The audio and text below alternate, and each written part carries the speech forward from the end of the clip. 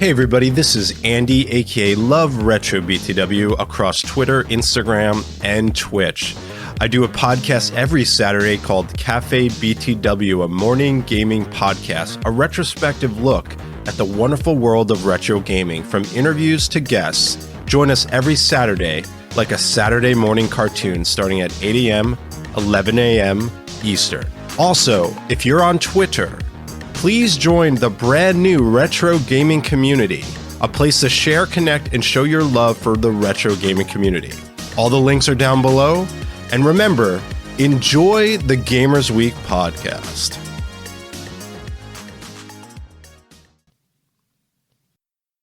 Coming up on Gamers Week podcast.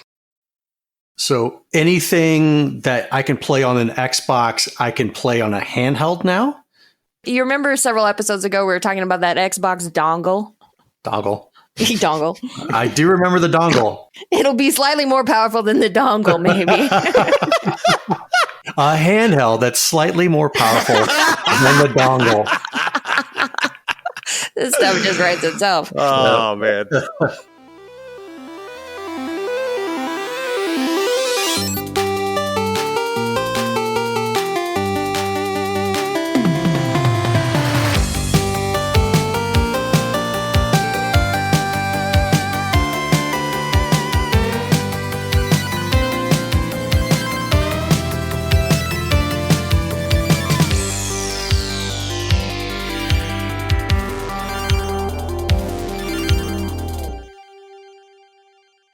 I have not played Mario Kart 8 in... How long has that been out anyways? 8, 9, 10 years. What? I know. It's been a hot minute since we've had a new Mario Kart. Have you been enjoying like the new tracks that have been coming out? You know, the first batch of the DLC tracks was okay. But we get the second batch tomorrow, actually. So that will be exciting. There's a entirely original track where you drive up a giant sundae, apparently. So something brand new. Nobody knows the shortcuts or anything yet. It'll be great. Right. This is probably a map that I might be able to beat Blue on. Let's not get ahead of ourselves. You're right. Welcome to Gamers Week podcast. Like the name says, we analyze the best, worst, and weirdest headlines of the past week in the video game industry. This is episode 33, and today is Wednesday, August 3rd, 2022. Thanks, everyone, for joining us. My name is Blue Williams, and I'll be your host for this evening, but I do have two fine gentlemen with me. My first co-host fuels his CRT weightlifting workouts with deep dish pizza. Everybody say hello to the one and only Donnie G. And that's why my back is always messed up. Trying to lift 200-pound CRT TVs all by your lonesome? No, it's the deep dish pizza. Okay, fair enough. My second co-host is not actually here. Ryan is absent today. The last we saw him, he had a giant orb weaver spider attached around his neck and was fighting for his life. So I'm sure that all went fine and he'll be back next week. He's fine. He's fine. But in Ryan's place, we have Ludo Timbo, aka Tim, from the Elitist podcast. How are you, Tim? Hello. How's it going, everybody? I am kind of stuck on this orb weaver spider thing, and I'm shaking a little bit in my chair. It's best not to think too much about it. Oh, man. So it's so great to be here. Thank you so much for having me on the show. Of course. We're so happy you could fill in for us this week. So for anybody who's listening who may not be familiar with you and your show, do you mind explaining to us a little bit about what you do and where people can find you? Absolutely. Like Blue said, I am Tim. I am one of three hosts of the show, the podcast called The Elitist Podcast. We create and play games about video games. So every week we have guests on whenever we can, and we create a bunch of original and unique games, and sometimes steal ideas from old game shows and old trivia board games and stuff like that, and create games for one another. And we play them together, and we just share a lot of laughs together. And it's become one of our favorite pastimes. It's something I get so excited for every week. And that's basically what we do. And I love it. Nice. Brian, Donnie, and I were all guests on your show. I don't recall off the top of my head what episode it was, but it was really fun. I remember that. That was awesome. And I was listening to it a little bit earlier today, trying to go back a little bit and hear how we acted with you guys and how we have evolved over time, because we're all just noobs in the podcast space and we're trying to pick it up as we go. And I was listening to it. It was almost a little cringy at points. Yeah, if your podcast isn't a little bit cringy, are you even doing it right? Exactly. Right? And it was the first time we had 3 people on at once on the show. And so it was, a matter of managing all of that as well. But I think we held our own really well. And so did you guys in the game. So, and if anybody wants to look that up, you want to check out The Leadist, go to theleadist.com. That's the website we built for the show. I'm looking here at my list and I see that you guys were on episode 37. 37. 37. That's a great number. It's a nice round number. It is.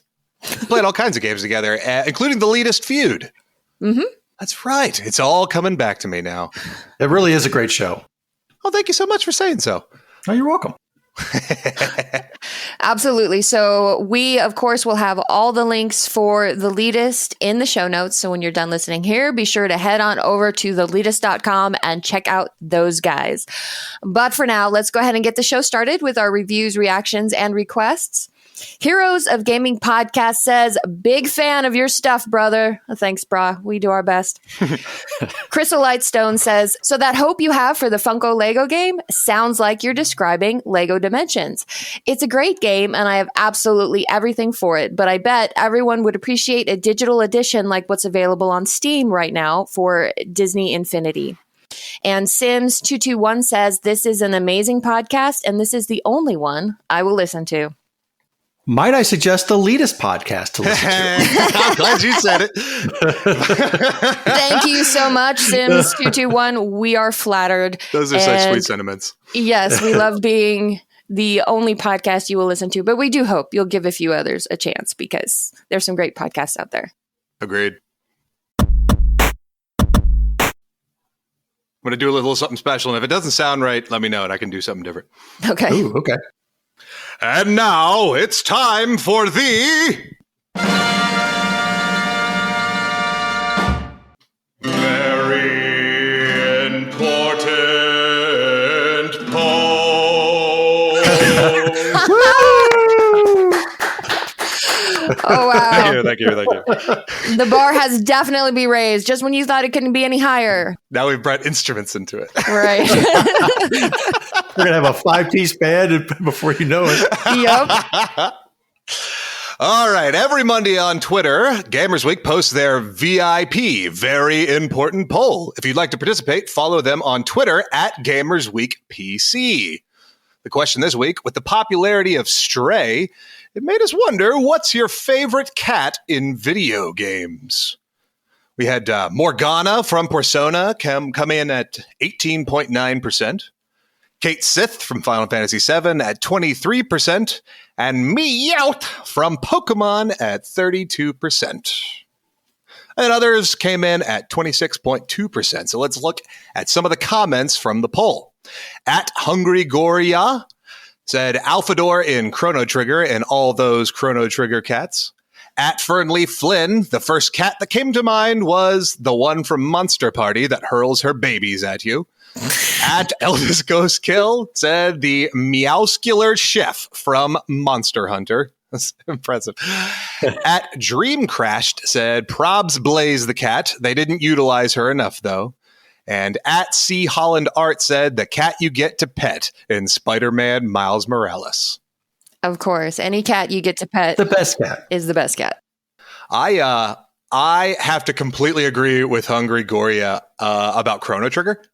Mm-hmm. Maybe not necessarily specifically Alphador, but just like the whole cat thing they had going on in that game in general was absolutely brilliant. Both like the consequential and the inconsequential cats that they had in that game, including the ever so wonderful Gato, who has metal joints that if you beat up, you got 15 silver points. But is there such a thing as an inconsequential cat? Is there such a I guess there is. Maybe not. Yeah. This cat means nothing to me. Right. I just love that like everywhere you went, there was just some random cat that had some part of the show in it. So there was like Cadillac in Lean Square that was running the races. There was the random cat that jumped on the switch that made Ozzy fall through the hole in his palace. And if you don't feed the cat in your house, the ending of the game, a cat jumps through the portal, which made a bunch of fans think that that's why cats show up everywhere, because it's the same cat and it's actually a time traveling cat. It's pulling a Doctor Who right there. It's brilliant.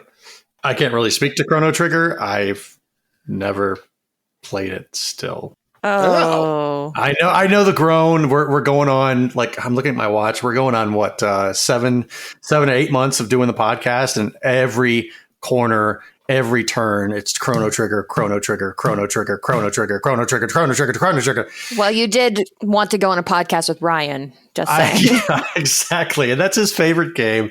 And I did make him a promise that I would play it eventually, but I still have yet to get through The Secret of Mana, which I'm almost finished with. So I'd say once I'm done with that one, then I'll probably fire up Chrono Trigger and maybe complete it within the next 5 years. Are there any cats in Secret of Mana? There's a certain vendor who's a cat. Nice. And that's about it. So is that what you voted in the poll? No, I did not.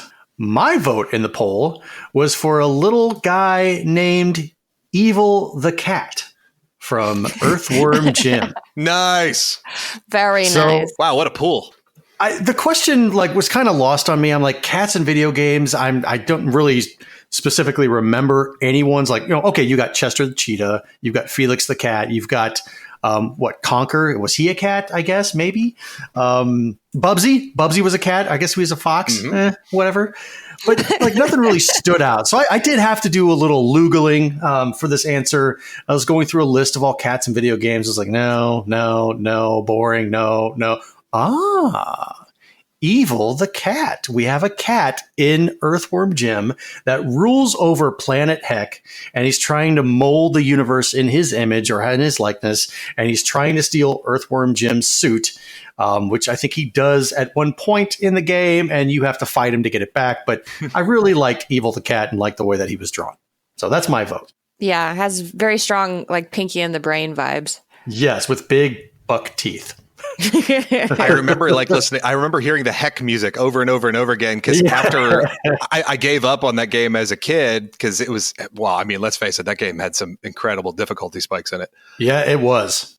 So you'd eventually put in the cheat codes to try to skip levels around just to try different levels. And anytime you put in a cheat code to go to a different level in that game, every time you beat that level, instead of going directly to the next one, they put you in Heck. So you had to face Evil the Cat again in order to move on with the game, which was brilliant. Yeah, that was diabolical.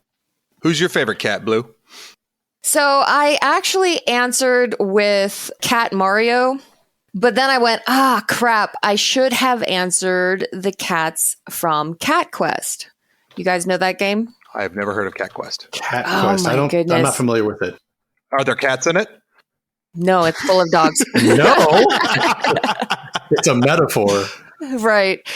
It's a pair of indie games, Cat Quest 1 and Cat Quest 2, and they are kind of typical action adventure games. You walk around on a world map, you beat up bad guys, and you proceed through the story. It's really chill. It's really fun. It's really cute, but the best part is it's absolutely full of cat puns. Like what? Can you give us an example? Oh, God. I should have looked one up before I... Mm-hmm. We're looking for the perfect example right now. If you're feline under pressure right now, we can move on. I don't need to do this. I'll just let him do it. Right. I really want to hear one, so I hope you're kitten.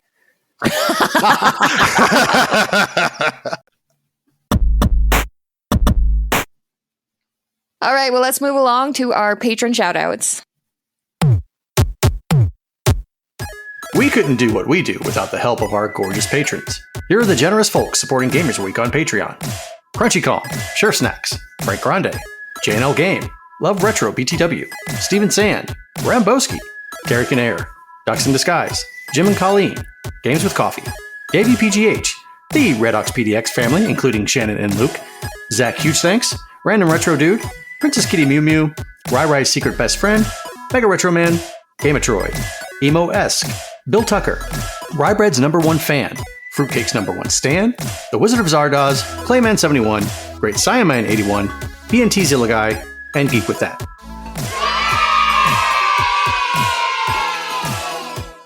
If you like what you hear today, and we really hope you do, please consider joining us on Patreon. Your support helps cover the cost of producing the show, as well as the other cool stuff we'll be doing, like prizes and giveaways. You'll also gain access to our weekly patron-only bonus cast called Gamers Week Uncut, Patrons with Benefits. Visit patreon.com/gamersweek, or follow the link in the show notes to learn more. All right, now let's move on to our headlines for the week. And our headline segment is, of course, proudly sponsored by the Retro Game Club podcast. It's a fantastic, family-friendly retro gaming podcast. In each episode, Rob and Hugh pick 2 games to play and discuss, as well as news, interviews, and other topics. Currently, they want to know what is a universally disliked game that you actually enjoy. Send your answers to email at retrogameclub.net or follow the link in the show notes. That's a tough one. I can think of a universally disliked game that I enjoy right off the top of my head. Okay. What is it? Yonoid. Is that really a universally disliked game? Everybody hates that game. I know the hitboxes in it suck, and it's really tough, but Yeah, it's tough. And then the weird card pizza eating contest between every level. yeah, that was just a horrible mechanic. Yeah. What about you, Tim? Do you have one? I'm trying to think what terrible games I like. I tend to like good games, generally speaking. Don't we all? Look at this guy with actual good taste. Whatever.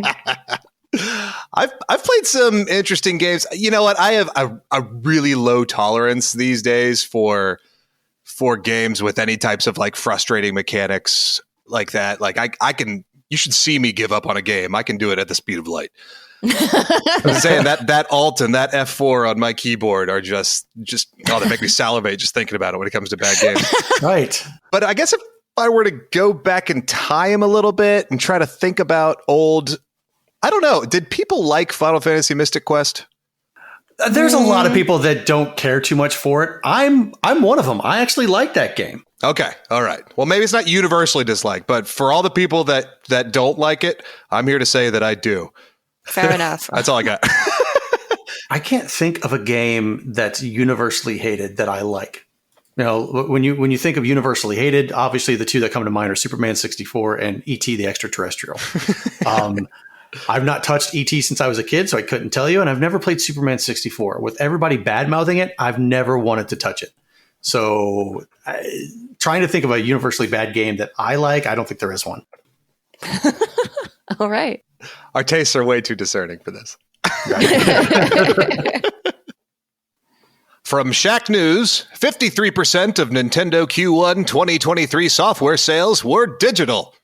Nintendo digital software sales accounted for 53% of its overall software sales for Q1 2023. This number was up 6.1% from Q1 2022, when digital software sales accounted for 46.9%. Nintendo broke this down further, elaborating on some of the titles that helped push this growth. Quote, sales of downloadable versions of packaged software titles such as Nintendo Switch Sports and Mario Strikers Battle League fared well, and sales were also steady for add-on content, including Animal Crossing New Horizons Happy Home Paradise, the company said. Nintendo went on to explain that while more moderate, Nintendo Switch Online is still showing further growth. Quote, regarding Nintendo Switch Online, because more consumers have now purchased multiple consoles, growth in the number of members has become more moderate. However, with the additional increase in sales from the new Nintendo Switch Online Plus expansion pack, overall Nintendo Switch Online sales are showing further growth. Great. Yeah. Good. Great. Grand. So we have a digital only PlayStation and we have a digital only Xbox. Does this seem to point towards a future where we have a digital only Switch? Possibly. Even when you look at the storage capacity of the Switch, you can buy standalone memory cards. If I'm not mistaken, I think you recently did that. Yeah, you have to. Yeah, I got a terabyte one because Wow. it was just bursting at the seams. So now that storage capacity is cheaper, it's smaller, it's cheaper. Yay.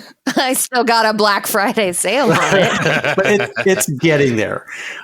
Within the next couple of years, you can go out. And I remember a time whenever a 512 megabyte USB stick was, it cost a lot. And now we're into terabytes that people are just like, oh yeah, I've got a terabyte stick hanging around. Here you go. You can use this. And they throw them out at conventions and all that stuff. Geez, do they? Probably. I need to go to those conventions. I think that in a few years, because storage is becoming cheaper and smaller, maybe it would be beneficial to have a digital only Switch that you have like a 5 terabyte card that you have all of your games on. I wonder what kind of hardware it takes the Switch and what kind of requirements it takes to build a Switch to include the cartridges on there. Because I feel like because they're cartridges, it can't be much more than just like a tiny peripheral coming off of the main board. Like, I wonder what kind of changes it would make to the device itself, or how significantly cheaper it would be to manufacture them without the cartridge slot. I don't know. I mean, they're such tiny little carts. Yeah. But there's also the other components inside that make the cartridge work. So if you don't have to do those, if you don't have to use those, then you're saving a little bit of money, I would assume. I'm not sure how much. I don't know if that's enough for Nintendo to say, okay, we're going to save all this money from not having this little integral part, and that'll go back into our pockets. Yeah. Well, and part of the draw of like the Xbox Series S is that I believe it's only $300, whereas the X is $500. Whoa. So that's quite a bit of savings.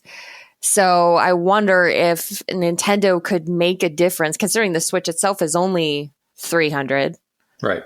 Could they make a price difference to where it would make sense to just buy the digital only? Yeah, that's a great question, because what they'll have to do is sell it at a price that makes it worth it to buy the cheaper version of it. Yep. Mm-hmm. Otherwise, why would I give up the opportunity to put cartridges in just in case? And then they have to compare that to how much it would cost to manufacture a new line of devices versus how hard it is to include that hardware capability of the cartridges in it. I'd be curious to see if that'd be something that was economical for them. Yeah. But another thing that I think might be driving these digital sales, at least I like to think part of the thing that's driving these digital sales is all the indie games that now have the ability to get their games out on the eShop. Right. Of course, they point to Nintendo Switch Sports and Mario Strikers as big reasons why their digital sales were up. But you think about how many indie games never get a physical release at all. Right. They don't have anybody backing that manufacturing process. So they make the game. They say, okay, here at Nintendo, we're going to, if they've worked something out with Nintendo, they say, we're going to put this on the eShop. Now we don't have to worry about manufacturing costs, shipping costs, all that stuff. It's ready to go. We give them the source code. They distribute it, and we just rake in the cash. I can only imagine a lot of indie companies going that way and not having to worry about manufacturing at all. Right. It makes their games so much more accessible to such a wider audience, not having to have a physical cartridge. Agreed. I can't imagine the analytics that it would be required to figure out, okay, how much money can we make off of a cartridgeless console? Because what you have to consider at the same time is infrastructure across the country. Would these people buy a Switch, and do they have reliable internet access in order to download something? Which maybe I'm being overly sensitive about, but I feel like there's still places where that's unavailable, especially in other countries where the Switch would be available. Maybe not so much in the US. I don't know. Right. No, that's a good point. That is a constant source of annoyance, is the Switch always wanting to be connected to the internet. And then if you try to put it in airplane mode and it tries to dissuade you from actually doing it unless you're on an airplane, it's really stupid. But how can it tell? It can't. It's just trying to bully you into leaving the internet on, which drains the battery stupid fast. I hate that. I have yet to play my Switch on an airplane. I took it on an airplane, but I didn't play it. Well, aren't you going to Chicago in a couple weeks? I am going to Chicago. Then's your chance. I'll play it on the plane. Huzzah! Break out that fancy OLED screen and actually let it shine. And just flex on everybody? Yep. Oh, you got the regular Switch?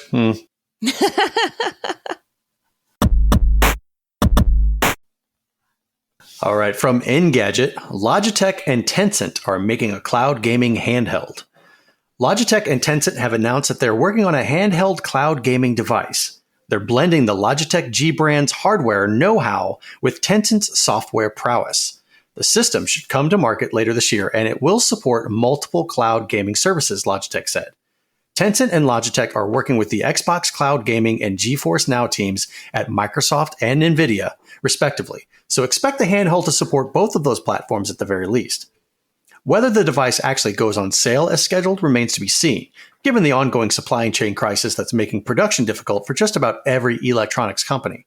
However, many cloud gaming services are accessible through web apps on phones, so the device likely wouldn't need a ton of processing might. It probably won't need to be as powerful as, say, the Steam Deck. Using low-power components that aren't super difficult to come by would make it easier for Logitech and Tencent to actually build the handheld.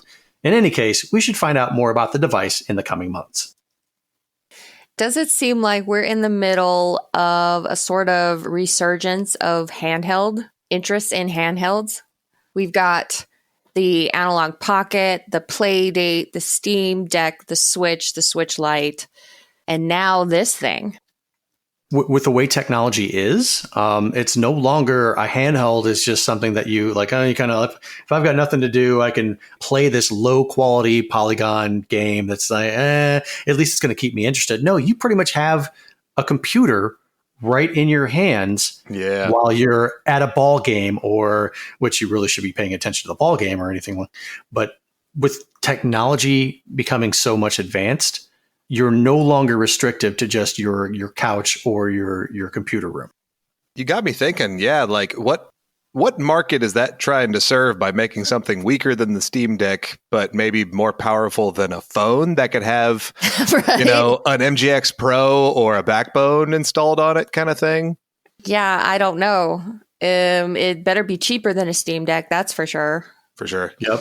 But it is kind of nice because we've been saying for years, or people have been saying for years, that the smartphone would kill handheld gaming. And clearly that's not the case, at least right now. There's still a lot of interest in actual dedicated handheld gaming devices. I mean, that's absolutely true. But I guess the thing for me is that I don't want to, first of all, I don't play a lot of handheld devices. I've got old man eyes. And I can't focus on those little screens and pretty much do anything with them. And I can't imagine. You've got your phones, yes, that have the power to run games on them, but those screens are even smaller than what the Steam Deck is offering or what the Switch is offering with their OLED.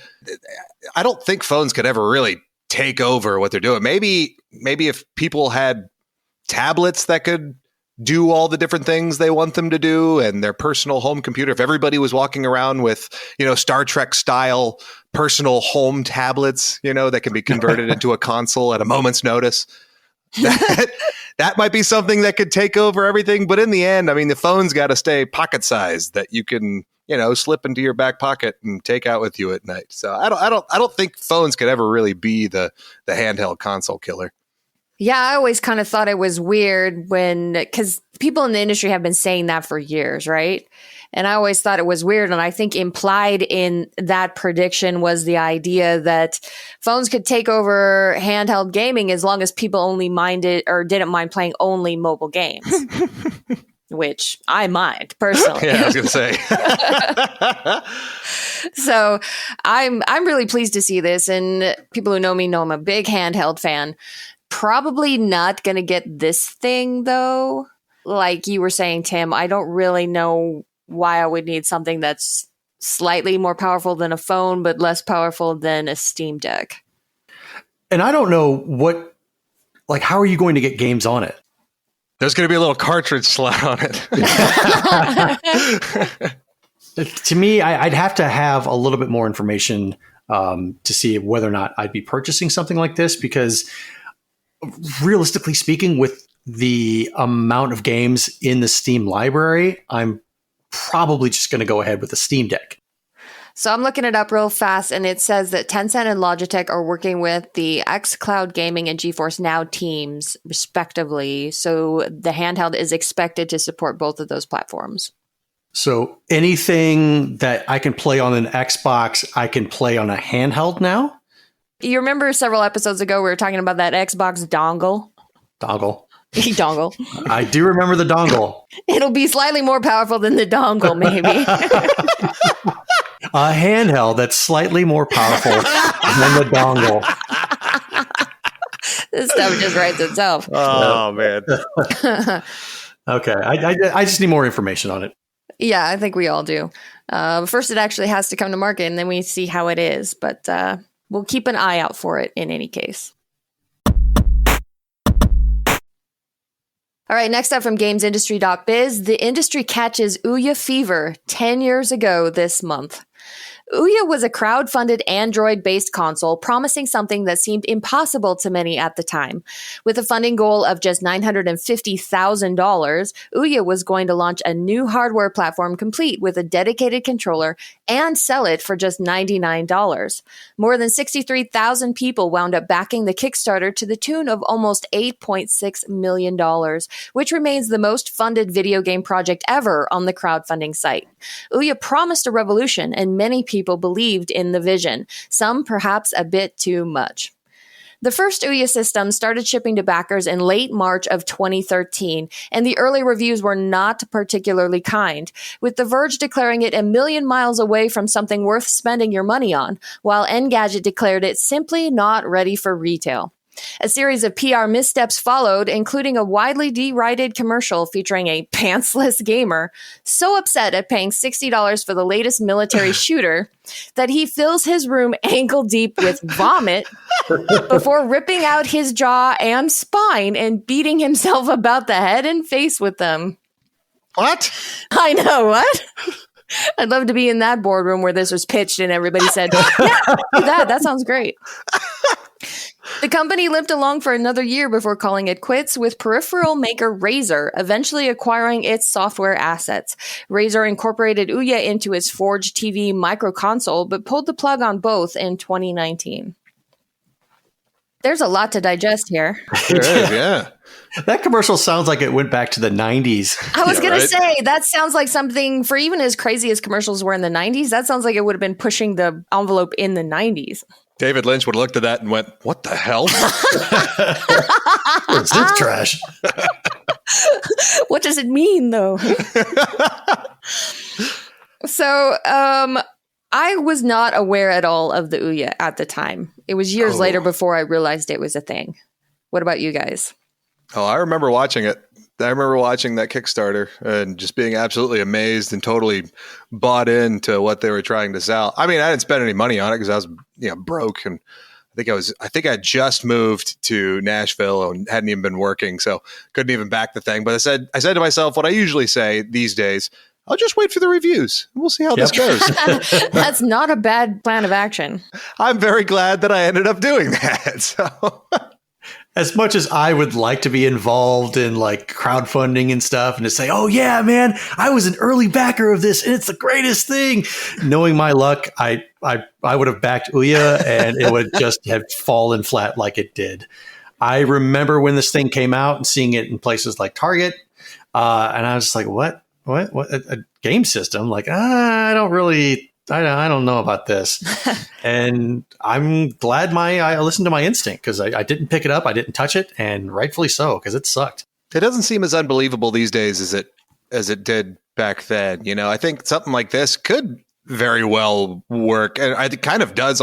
If they made these Roku devices or Amazon Fire or what's the other one? Chromecast kind of devices capable of doing the exact same thing, of just doing streaming live to your TV of Android games, for example, I'd buy in on that.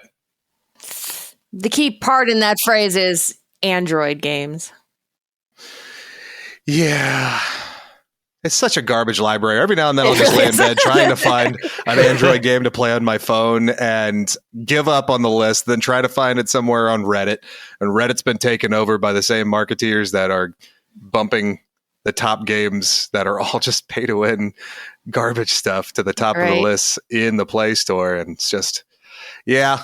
Somebody would have to be, I think the company would definitely have to take a commanding role on that and say, this is stuff that's actually worth playing. Right.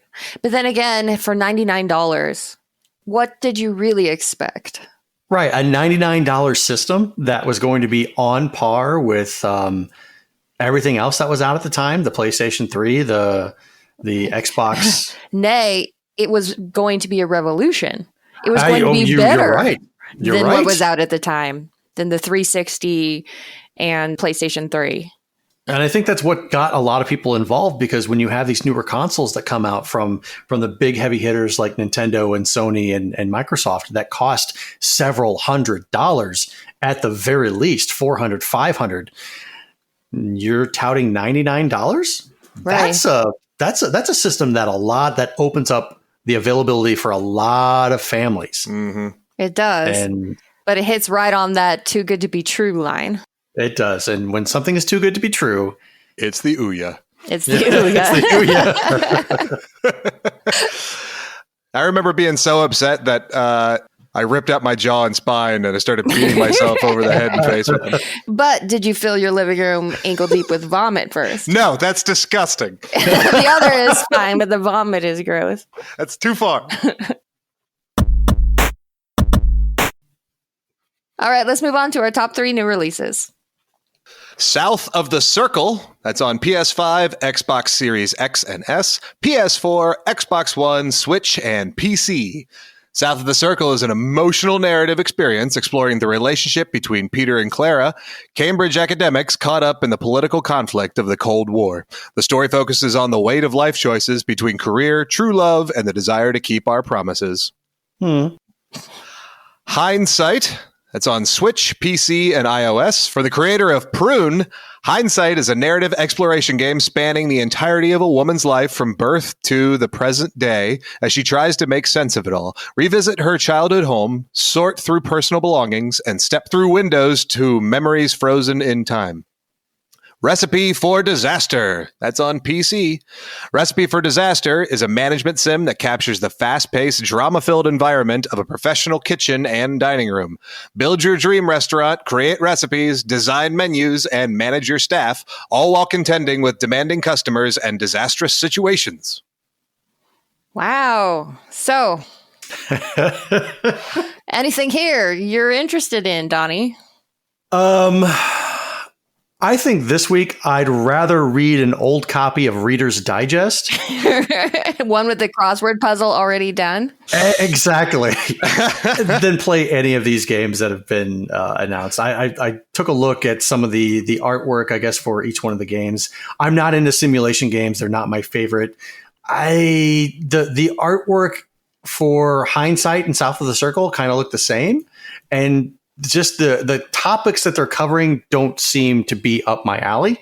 Not saying anything about playing as a woman trying to go through her life from birth until present day. None of these games sound fun. They sound very dramatic. It does. I mean, not that games can't be dramatic, but it's just, it's not my cup of tea. What do you think, Tim? I get where Donnie's coming from on that one. But recently, I don't know if you guys watch the show, but I just got finished watching The Bear on Hulu. That is all about the chaos of a really popular restaurant in downtown Chicago.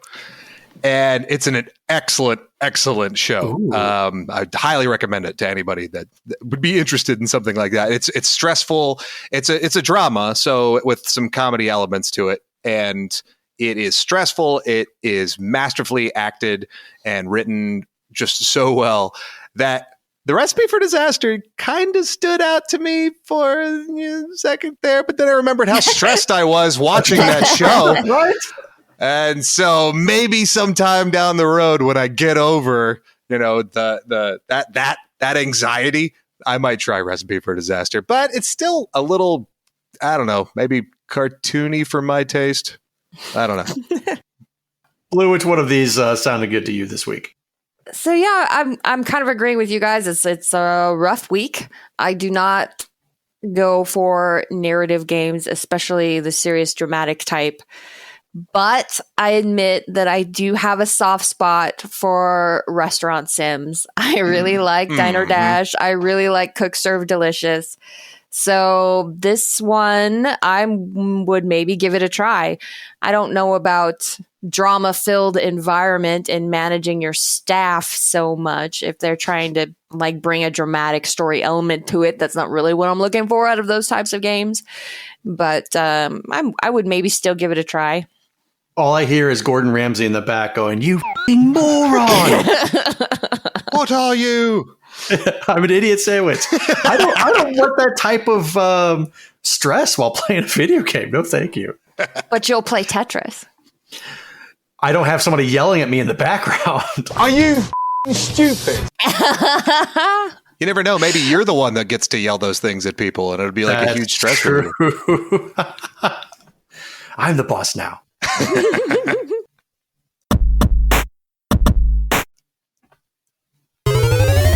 All right, ladies and gentlemen, let's talk about the Gamers Week podcast High Score. So week 1 of the first ever Gamers Week podcast High Score tournament is now in the books. Congrats to Mega Retro Man.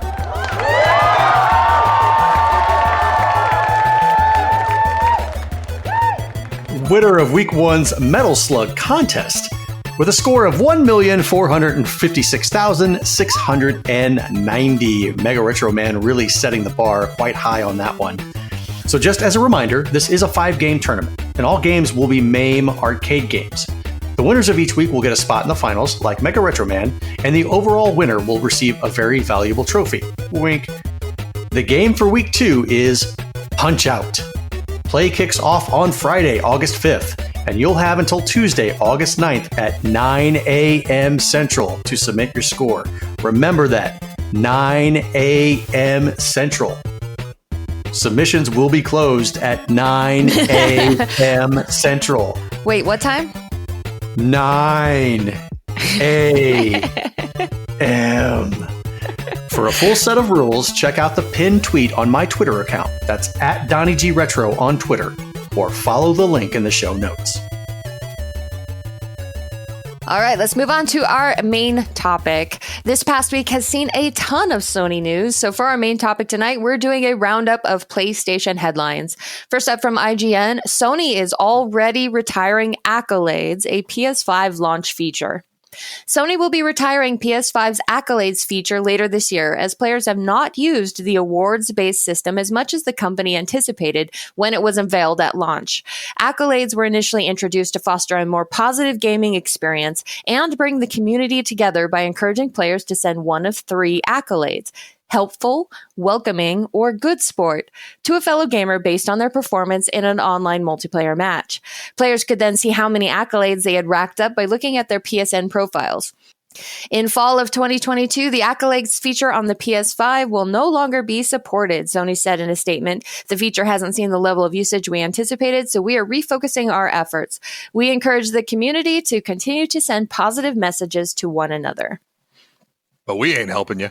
I remember hearing about this prior to the PS5's launch and going, that's stupid. It feels like when you're in kindergarten or first grade or whatever, and the teacher says, "Oh, good job," and gives you a sticker. Like, I mean, I like stickers, but... I was going to say, what's wrong with getting stickers? Well, what's wrong with it is I'm no longer in first grade. Yeah. And it doesn't provide any motivation anymore. It's like a patronizing little pat on the head to say, "Oh, you were a good sport today." Shut the hell up. I gave you a GG, be happy and sit down. Right. Like, go ahead and give this person a rating. Why? What does that rating do? It just lets somebody know that, oh, they're going to be helpful. Who cares? I don't know who cares. And apparently nobody else knew who cares either. My work tries to do this where they're like, hey, you can give this person an award or some positive feedback and yada, yada, yada. And I'm just like, no, I just want to stick to myself. I don't really care about rating other people. I've worked in companies that do that too, and I've never seen it be successful anywhere. I don't know if that says something like deeply disturbing about human nature, or if people just don't respond to superficial praise, and that could be it too. I guess it's about just incentives, right? Because you don't really have any in the gamer space. You have that in the workspace, right? To get along with your coworkers and to create a positive environment for you to be in, because it directly affects you if it's not positive, But in the gamer space, I mean, geez, there's some negativity kind of flowing around there, and I don't think Accolades were ever going to fix that. No. And of course, it begs the bigger question. I mean, at least Sony tried something. Is there something that can be done to combat that level of negativity that exists in online gaming? I doubt it. I think it'll always be there. Remove all privacy features. Right. Especially when you can teabag somebody in a game. That's right. Yeah. Humans are the problem. That's what it comes down to. You're like a virus. A cancer of this planet. You are a plague. That's always my favorite in movies, when the villain makes their speech and you find yourself agreeing with them. You're like, son of a he was right. I'm sorry. From GameSpot, Sony worries players could jump to Xbox if Microsoft owns Call of Duty. Microsoft's plan to acquire Activision Blizzard is currently being scrutinized by regulatory bodies across the world, and in Brazil, Sony's official response to that government's questions has been published. According to those documents, Sony believes that once Microsoft owns the Call of Duty franchise as part of the acquisition, it'll have the power to influence users' console choices. Quote, Call of Duty is so popular that it influences users' choice of console, and its community of loyal users is entrenched enough that even if a competitor had the budget to develop a similar product, it would not be able to rival it, end quote. Back in February, Microsoft reiterated its intention to continue developing Activision franchises for competing console platforms and said that it would continue supporting Call of Duty on PlayStation, quote, beyond the existing agreement, end quote, and into the future. Microsoft had previously confirmed that it would honor any existing publishing agreements, specifically 2022's Modern Warfare 2, Call of Duty Warzone 2 in 2023, and a new Call of Duty core release in late 2023. But all these players are going to jump to an Xbox if they own it. Yeah. Yeah, isn't that the point of buying studios and having exclusives? That is the freaking point of having them, is to influence gamers' decisions. Yeah. Okay. I'll be a little devil's advocate here. Online games specifically, ones that, it could be really fun and really a good experience for the user to be able to have an online experience with somebody that's got a different console. I think that's still something we should, be striving for and hoping for when it comes to gaming and proprietary IPs. Absolutely. I don't know if we're all familiar. We're all old enough to remember the console wars of the 90s and how each one of them had console specific games that would come out and be developed for them. So back in the day, that was a tough choice of being either Super Nintendo or Sega Genesis or what have you.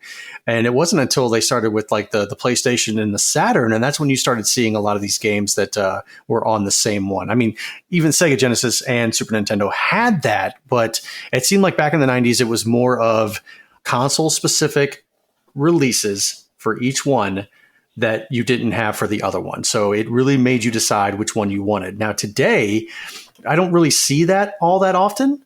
There's games like Forza, I think, for the Xbox. Obviously Sony has their Gran Turismo, so it's like potato tomato. But you know what I was trying to say. Yep. Oh, God, right here with you. Well, I did on purpose, but she laughed. Call of Duty is popular. There really is. I think the last series that tried to pop up and rival that was Medal of Honor, when they revamped everything and tried to make a Call of Duty Modern Warfare clone that people didn't really take to. And because it was produced by EA, rightfully so. That is the problem right there. That is the problem. When you have something like Call of Duty that you're now putting directly on one specific console. With consoles costing as much as they do you really think people are going to run out and spend $500 on an Xbox just to play Call of Duty? Maybe. But I think that's also something to remember is that because you don't play on a console, you play on a PC. And there's no way that they're ever going to take Call of Duty off of PC. So it's never truly going to be exclusive to Xbox. That would be crazy. Sony's just whining that there is some conceivable future where they wouldn't have a piece of that pie, which sounds absolutely ridiculous. I don't see them putting God of War and Horizon Forbidden West on Xbox in the name of saying that we want to make sure that everybody can be able to play this. Right. It's pretty darn hypocritical of them to be complaining about this. Now, to be fair, Call of Duty is far and above anything that God of War and Horizon Forbidden West are able to accomplish with their player base. Call of Duty is up there with like Lord of the Rings and Star Wars. So it is a much bigger pie that Sony's complaining about, but the root of their argument is the same. They love their exclusives, and this is kind of silly for them to complain about. Does PlayStation have anything near equivalent that they came out with, like a shooter like Call of Duty? Not that I'm aware of. I thought they tried to steer away from the shooter audience because Microsoft had that group on lockdown. Well, then cry more, Sony, if you're not going to make the effort to even try. When I think of Sony, I think of RPGs. But when I think of Microsoft or what have you, I do think of shooters. So it's like, I know you want it all, but I mean, go with what you're known for. And especially because Microsoft has said, at least in the foreseeable future, it's not making it exclusive. They just want to make sure that they never can. Right. And they could totally pull a 180. They could say, "Oh no, we're not gonna make it exclusive." And then bam, as soon as the ink is dry, they're like, "Nope, it's Call of Duty. It's exclusive on the Xbox." Mm-hmm. Plot twist. All right, from Games Radar, official PlayStation mobile controller coming from Backbone. Backbone is partnering with PlayStation to launch an officially branded version of its popular mobile controller. The PlayStation Edition Backbone 1 is exactly what it looks like, a Backbone controller styled after the PS5's DualSense controller.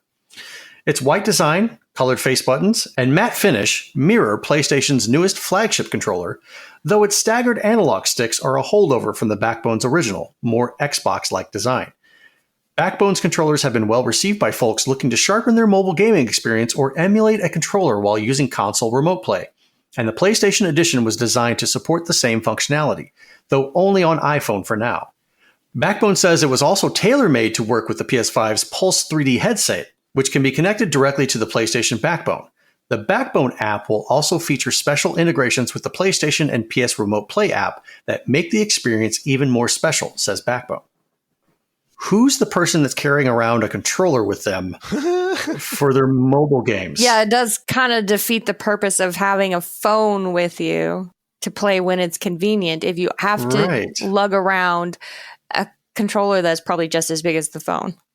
I'm looking at the picture of it, and yes, the controller is just as big as the phone. Could it fit into a fanny pack? Well, if that's the case, I'm covered. Mom, can you put this in your purse? I ain't got no more room. Yeah, I don't know. This kind of goes back to what we were saying of when we were talking about the handheld coming from Logitech and Tencent. Mm-hmm. More of this interest in handheld and gaming on the go. Yeah, and if you're the type of person that does that, if you're always active, always on the go, you don't have a Switch, you don't have a Steam Deck, but you have an iPhone and you want to play that type of game with a controller, great, go ahead. That's a very specific set of qualities, though. I feel like I had an epiphany recently that sometimes I think back of how convenient and how easy it is to just kind of do a thing that I want to do with technology, and then think about if I had tried to do that 3 or 4 years earlier, it wouldn't have been possible because the version of what I needed wasn't there.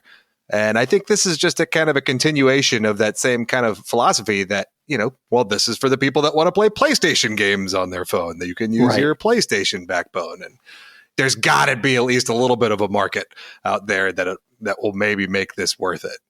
I don't know. Is this maybe a compromise as opposed to Microsoft and Sony putting out actual dedicated handheld devices? Just use your phone and we'll give you a controller. That's exactly what we were talking about. I mean, it makes sense to me, you know?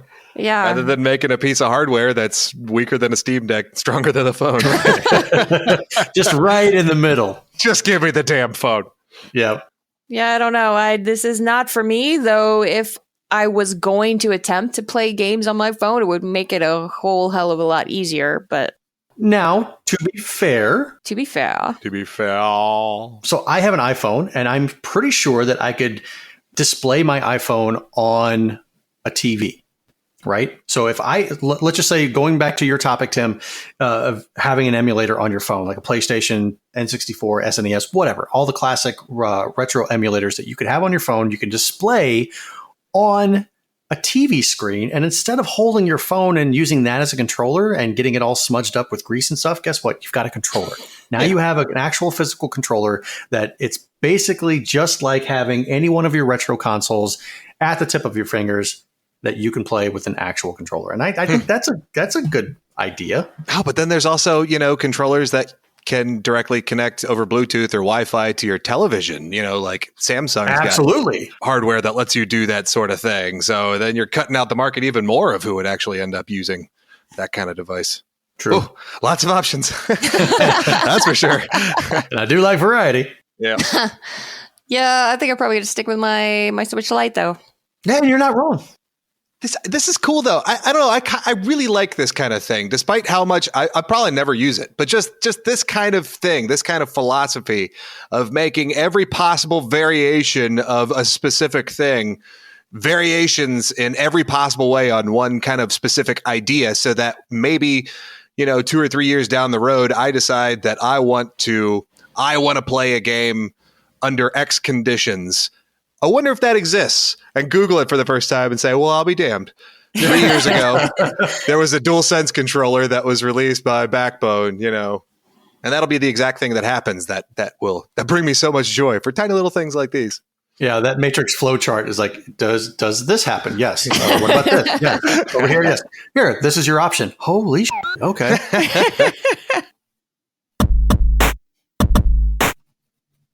All right, before we move on, let's take a quick break to talk about our sponsor. This segment is proudly sponsored by the Elitist Podcast. It's a show where three friends and occasional guests play games about video games, including trivia, game show games, and more. Tim, what is this week's trivia question? In honor of RGB's absence, here's the question. On June 23rd, 1994, Nintendo fans rejoiced at the official announcement of a brand new console, the Nintendo Ultra 64. However, that name wouldn't last. A little over a year later, the console name was changed. Our question for you, the director of what game series proposed the simplified moniker Nintendo 64? The director of what game series? Uh-huh. Oh, okay. What the hell? What? That's Yeah, no, I'm trying to really entice people with this one. Who's the director's cousin's former roommate? Well, there was an option here, because I could have gone with the question about why they changed it from Ultra 64, because I had read an article that seemed to imply that Ultra might have been owned by Konami. Okay. But apparently that was a rumor. And Nintendo claims otherwise, that it wasn't actually owned by Konami and there was no trademark or copyright issues. It was our idea the whole time. Yeah. Ended up looking too deep and ended up finding the answer was way less sexy. So I had to go with something more obscure. I'm going to say Mario Kart. Nope, pretty not. Huh. I'm going to say Donkey Kong Country? Nope. The answer might surprise you. All right. Well, I think it will. Tune into the Elitist Podcast this Wednesday to hear the answer. You can find the Elitist on your favorite podcast platform, and we'll also have their links in the show notes.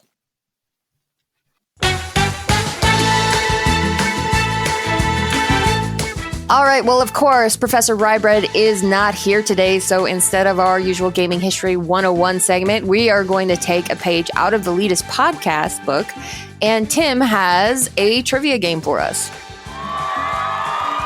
That's right. On The Elitist, we try to create unique games to play on the show with each other and with our guests. There's a fair amount of experimentation. Some work well and some, well, not so much. It's okay, we like experimentation. But then some come along that become absolute staples, ones that we bring back as many times as possible without getting annoying about it. So I'm excited to bring one such game here to share with you folks in the fantabulous Gamers Week community, a little game I like to call Movie Game Smash Up. I remember this. In this game, you two, Dottie and Blue, will work together and I will give you a clue. And the answer will be a video game and a movie smashed together by a word or a syllable or a sound. I'm going to be so bad at this. I'll give you some examples here to help clarify. So here's a clue. I'd bet this mustachioed oil baron might be the type of man that could survive if he woke up in the hunter's dream. Mustachioed oil baron. Yep. I'd bet this mustachioed oil baron might be the type of man that could survive if he woke up in the hunter's dream. There will be Bloodborne? That is absolutely correct. Holy sh**. Yeah. Oh, I'm going to be so bad at this. It clicked all of a sudden. So those have become the ones we call the easier ones because they're connected by a word. I put that in quotes because what makes the other ones more challenging is sometimes they're connected by a syllable rather than a word. And I'm going to give you an example of that one too. Okay. So here's a clue. The only thing that's going to stand in the way of his dreams of becoming a famous musician is dinosaurs. Uh-oh. Yeah.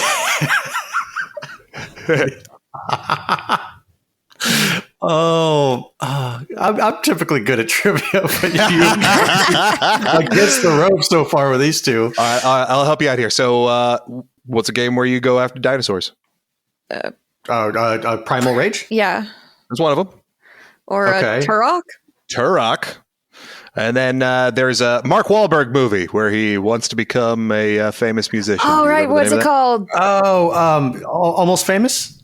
No, it's Turok Star. That's absolutely correct. Turok Star. Okay. Ooh. Yeah. So you see how that's got like a sound connection rather than a word connection. Okay. Yep. There's only one or two of these on my list. Okay. I will warn you when the answer is one of those types. And to make things a little easier, I had a little spice to this edition. Ooh. These are all done by decade. Both the game and the movie in the answer are from the same decade. Okay, good. Yep. And we'll go ahead and do them in order. So you have the option of starting in the 1970s and working your way up to the 2020s, or vice versa. Which direction would you like to head? I am not big on the 70s, so I'd say we might want to just start with that and get it out of the way. Yeah, I agree. My instinct says start with the past, move forward. That's perfect. Okay, we'll start with the 1970s then. And that means this one has a sound link. This is one of the few. Great. Okay. Yep. It's okay. It's okay. It'll be good. Here's your clue. Just inside the border of Wyoming, green text pops up in the center of the screen. You have died of xenomorph. Oh, okay. So it's Oregon Trail and Alien. Yeah. Smash them together. Oregon Trailian? That is correct. The Oregon Trail. Hey, good job. I was trying to work out how to smash those together. All right, well done. We'll go to the next one. 1980s. Here we go. Yes. The only way you could become a full-fledged, super edgy biker vampire is if you feed for the first time on blood-flavored jelly beans. Go for it, Donnie. Well, it's the Lost Boys and jelly beans. Jelly beans, jelly beans, jelly beans. Lost Boy and his Blob. That is correct. The Lost Boy and his Blob. Oh, nice. Oh, God. That made me laugh so hard. Okay. 1990s. This is okay. I just want to say that if Ryan was here, he would have groaned and checked out on that last question. So. Probably. Ryan. He would have definitely had to pout about it somehow. I may or may not have specifically chosen that one. Thank you, just so that he can hear it. All right, this is probably the toughest one, 1990s, because it was hard to make it. A young and dashing Brad Pitt only has 150 days to find a water chip, but he should watch out for Yao Guai or else run the risk of suffering, quote, a good death. Yeah. What? I'm kind of confused. I'm going through all the Brad Pitt movies that I've seen in my head, and none of them are matching up with that. What about the other part of the clue? The 150 days to find a water chip. Does that spark joy? 150. This does not spark joy. No. Okay. 150 days to find a water chip. Mm-hmm. What about the words Yao Guai? Well, that's Gremlins, right? No, that's Mogwai. Okay. Yowgli. Oh, Yowgli is that's the Jungle Book. No, that's Mowgli. That's right. Oh my God. Okay, I'll go ahead We're and give you all guys this around one. it. This is good. It's Legends of the Fallout. Okay. Yeah. I've all never right. played Fallout. I felt bad for that one, but I figured it was a little less obscure than the other one I came up with for the 1990s, which was Cop and a Half-Life. Cop and a half. All right. 2000s. Here we go. Next one's All right. up. Long before Affleck donned the batsuit, he wore something a bit more stylish. Wait, come to think of it, both of these titles had ambiguous female companion deaths. What, were they both demons? Daredevil. You're making me look so stupid here, Tim. No. You're good. This was the first game, and there's 5 of them now in the series, but the first one came out in 2000s. Daredevil May Cry. That is correct. Daredevil May Cry. Well done. I actually came up with a bunch of them for 2000s. I didn't write the clues for them, but I got School of Rock Band, Okay. Nice. Perfect Dark Knight, and Crouching Tiger, Hidden Dragon Age Origins. That's good.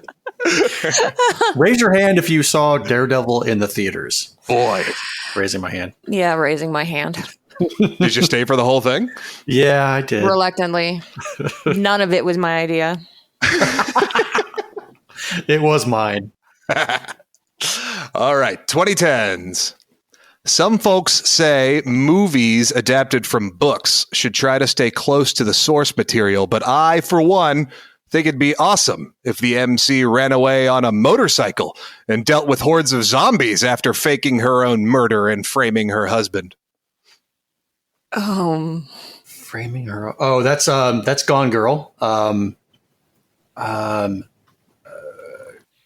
Motorcycle hordes of zombies? What's that? Is that Days Gone By? Days Gone By Girl. Days Gone Girl is the answer. Days Gone Girl. Okay. Well done. Well done. I'm just going to sit back and let Donnie take this. This is the last one. All right. 2020s. This is a sound link between the two titles. Okay.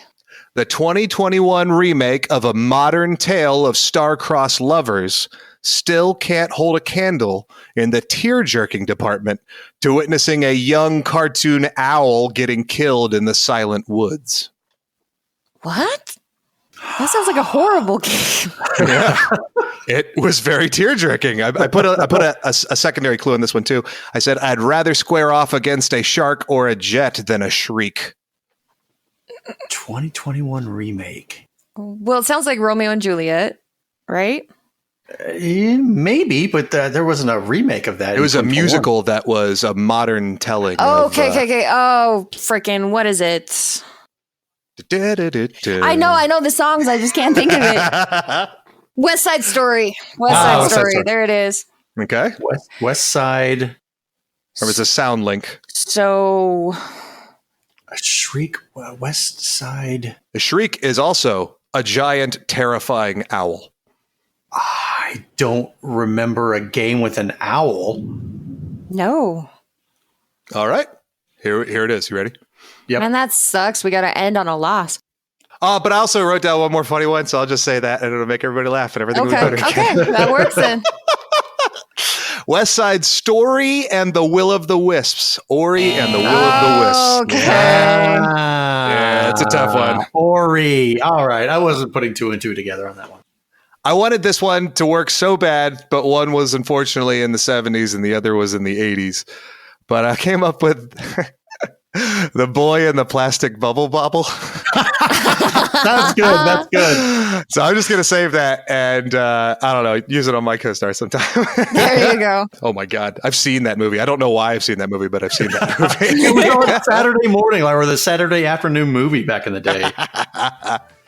So I do a shameless self-plug. If you want to hear more of the same of those, we do them on The Elitist every so often, and you can find them on our website. You can go right to the search on our website and type in Smash Up, and you can bring up all the episodes where we play that game so you can hear more of those. Definitely check them out. It's a really fun show.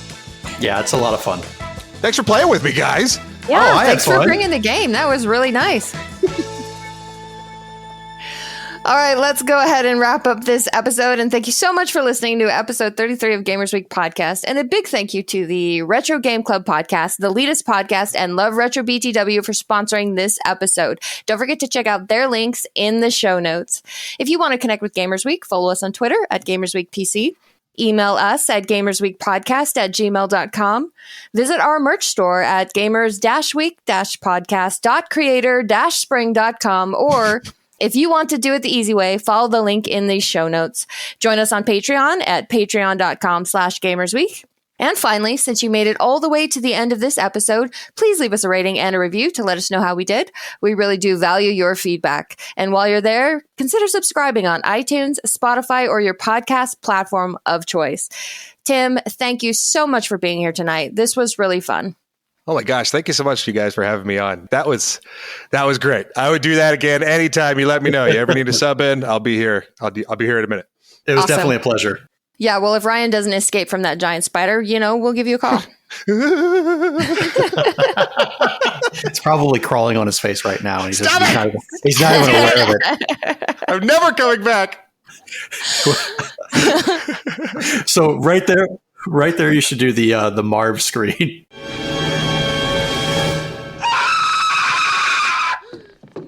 From Home Alone. All right, good night, everybody. Good night, guys. Bye-bye. Sound like Blue.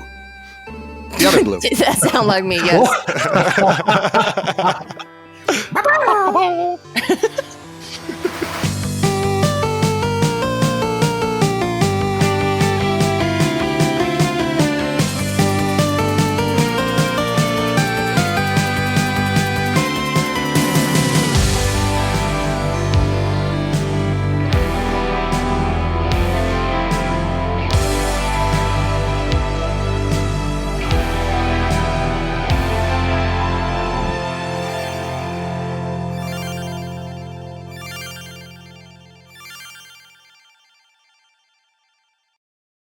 Mom, can you put this in your purse?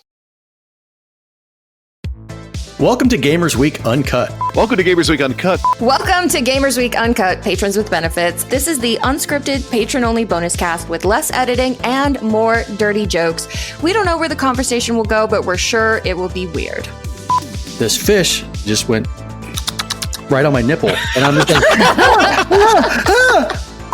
I Google Street Fighter 6. The first search result that comes up is people think they can see Ryu's dick in the Street Fighter 6 reveal.